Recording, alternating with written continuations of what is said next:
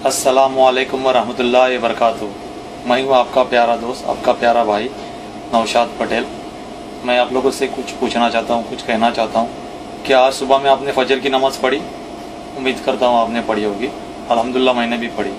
लेकिन अक्सर क्या होता है, कई दफ़ा हम लोग की नमाज का कज़ा हो जाती है छोटे छोटे रीज़न की वजह से। मैं आपको बताता हूँ, मैं दुबई में पब्लिक ट्रांसपोर्ट की बस चलाता हूँ और बस चलाते वक्त बस में इतनी भीड़ होती है कि मेरी वजू होते हुए भी मैं नमाज नहीं पढ़ सकता था। कई बार ऐसा होता है कि नमाज का इरादा करता हूँ, एक स्टेशन पे वजू करूँ, दूसरे स्टेशन पे नमाज पढ़ूँ, लेकिन नहीं पढ़ता था क्योंकि कंपनी का खौफ, पैसेंजर का खौफ, फाइन मिलेगा उसका खौफ, बस लेट हो जाएगी तो फाइन मिलेगा। लेकिन मेरे दिल के अंदर एक ख्याल आया, मैं जब हमेशा शेख ज़ायद रोड से या कोई हाईवे से गुजरता था तो मैंने बहुत बार देखा कि कुछ पठान लोग, नमाजी पठान लोग, जो सच्चे नमाजी होते हैं वो अल्लाह का खौफ रखते हैं, वो पुलिस का या कोई कानून का खौफ नहीं रखते, क्योंकि कानून तो आपने और हमने बनाया। अल्लाह के कानून से बढ़कर दुनिया में कोई कानून नहीं है। एक शेख ज़ायद रोड के ऊपर या फिर एमिरेट्स रोड के ऊपर मैंने बहुत बार देखा कि पठान लोग जो रहते हैं, वो हम लोग तो पठान लोगों के बारे में बुला भरा करते हैं, कोई जोक बनाता है, कोई भी क्या, लेकिन अल्लाह के सामने नमाजी पठान की कितनी अहमियत होगी सोचो। बहुत सारे पठान लोग ऐसे, आजान हो गई, येलो लाइन क्रॉस करके अपनी गाड़ी साइड में लगाते हैं। आपको मालूम है दुबई में येलो लाइन क्रॉस करने का 610 दिरहम फाइन है।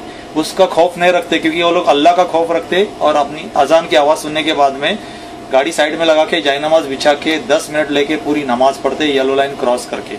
अल्लाह ताला उनको बचाता है, ना कोई पुलिस वाला आके उनको फाइन देता है, ना कोई उनको मुश्किलात आती है, क्योंकि नमाजी की अल्लाह ताला हिफाजत करता है। यही चीज मैंने बहुत बार नोट की और अपने अंदर एक जज्बा पैदा किया कि जब एक पठान, कम पढ़ा लिखा आदमी इतना अल्लाह का खौफ रखता है कि उसको कंपनी का डर नहीं है, मैं क्यों डरता हूँ? मैं फुल बस भरी हुई अंदर, फुल पैसेंजर से भरी बस के अंदर नमाज क्यों नहीं, मेरी नमाज क्यों कज़ा होती? तो मैंने एक बड़ा रुमाल साथ में रखता हूँ और ये जो सामने जो जगह दिख रही है, ये पैसेज है गेट के पास, यहाँ तक पैसेंजर रहते हैं। ये लाल एरिया में, रेड लाइन में किसी को आने को अलाउ नहीं है।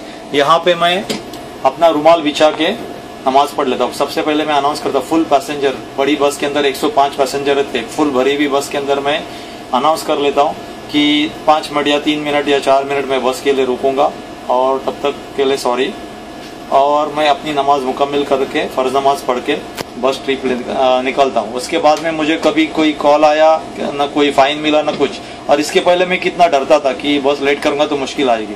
अगर हम लोग दिल में इरादा करेंगे तो अल्लाह ताला मदद करता है। मैं आप लोगों से भी गुजारिश करता हूँ, नमाज कभी मिस मत करो। कितने ऐसे डॉक्टर्स है, इंजीनियर्स है, कितने पढ़े लिखे एजुकेटेड लोग हैं। अगर आपने डॉक्टरी की, इंजीनियरिंग की, अकाउंट सीखा, सीए बने, उसका कुछ फायदा अगर आप बेनमाजी रहेंगे तो? अल्लाह के सामने एक बेनमाजी डॉक्टर, बेनमाजी इंजीनियर, बेनमाजी अकाउंटेंट कुछ अहमियत नहीं, लेकिन वही अगर डॉक्टर नमाजी होगा तो उसके अंदर पूरा दीन आ जाएगा। जब लोगों को दवा दे देगा तो क्या कहेगा?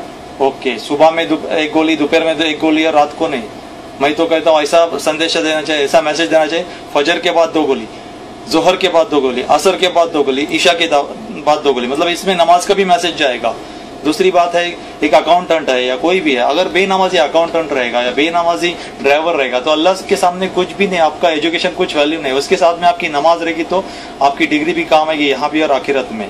मैंने कल एक वीडियो देखा जिसके अंदर एक टावर क्रेन ऑपरेटर इतनी ऊंचाई के ऊपर टावर क्रेन के ऊपर नमाज पढ़ रहा था। मैं देख के हैरान रह गया कि उसको इतनी ऊंचाई से गिरने का डर नहीं है, ना ही उसको कुछ खौफ है कि कोई कंपनी वाला उसको क्या बोलेगा। उसकी वजह से नीचे ट्रक या जो भी लोडिंग अनलोडिंग होता होगा उसका काम रुका, उस आजान की आवाज सुनते उसने नमाज चालू की होगी। मतलब अल्लाह का खौफ है, उसको ऊंचाई से गिरने का डर नहीं है। ऐसी छोटी छोटी बातें, कितने अनपढ़ लोग नमाज को कितनी अहमियत देते, हम लोग एजुकेटेड लोग होके हम लोग दीन से क्यों पीछे? नमाज के ऊपर ध्यान दे दो। कोई मैं नई बात नहीं बता रहा, सबको पता है कि 5 वक्त की नमाज फर्ज है, लेकिन हम कोताही करते हैं छोटे छोटे रीजन से।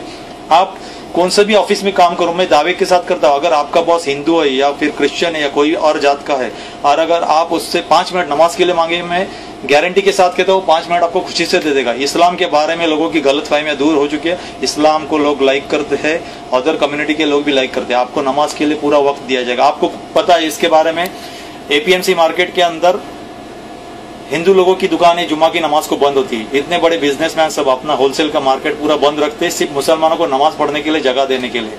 जब एक हिंदू भाई मुसलमान को नमाज पढ़ने के लिए अपना शटर बंद रख सकता है, अपना कारोबार बंद रख सकता है, तो हम क्यों नहीं अपनी गाड़ी साइड में क्यों नहीं लगा सकते, अपने दरवाजे दुकान के क्यों बंद नहीं कर सकते, 5 मिनट या 10 मिनट नमाज के लिए क्यों नहीं रख सकते।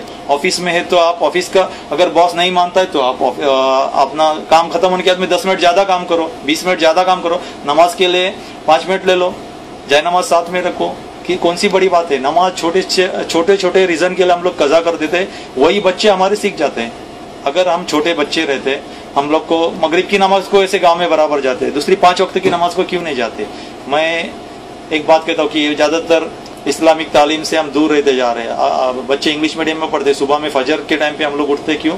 नमाज के लिए नहीं उठते, बच्चों को नहलाने धुलाने के लिए, बस तक पहुंचाने के लिए। वही चीज अगर पहले बच्चों को उठाओ, नहला धुला के फजर की नमाज से शुरुआत करो और बच्चों को तालीम दे दो कि टीचर से परमिशन लेके बराबर नमाज पढ़ो, तो बच्चे के अंदर पहले से दीन आ जाएगा। वो बच्चा जब इंटरव्यू को जाएगा, अजान की आवाज सुनेगा तो पहले इंटरव्यू को जाएगा कि वो नमाज को जाएगा। जब हम अपने कारोबार को अहमियत नहीं देंगे, अल्लाह की बताए हुए रास्ते पर चलेंगे, रसूल सल्लल्लाहु अलैहि वसल्लम के बताए हुए रास्ते पर चलेंगे, तो इंशाअल्लाह हम कामयाब हो जाएंगे।